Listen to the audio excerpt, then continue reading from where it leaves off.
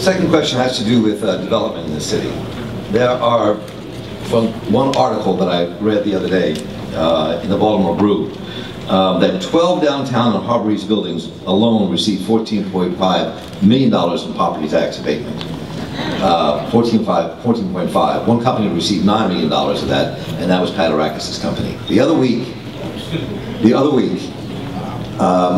when the Baltimore Development Corporation met, a reporter tried to get in, was kicked out of the meeting because there's no transparency in the Baltimore Development Corporation. And they were talking about giving a $3 million tax break to another major developer in the city who in the Inner Harbor. So the question I have is two. A, how can you, if you're mayor, ensure that there's transparency in the Baltimore Development Corporation? What's your vision of development in Baltimore City that's different than what's being done now?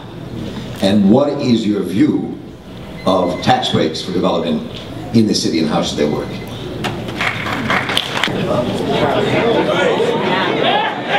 Wow.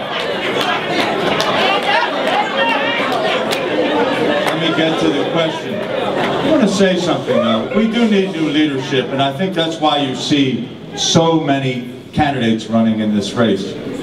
The fact that a developer comes and asks for some sort of a break, or is asking for an incentive, is not an evil in itself, and it doesn't make them a criminal. Any more than the fact that 30% of the property in Baltimore City is tax exempt. We happen to be sitting in a facility that's tax exempt. We need an overall policy that's going to look at how we're spending our money and how we're generating the funds we need to operate the city. Now, having said that, when we first started developing the Inner Harbor and Inner Harbor East, we did need some incentives to attract businesses. But once you have one or two businesses going there and you develop some critical mass, the incentives should go away. What's happened here is we've had an administration that doesn't know how to say no.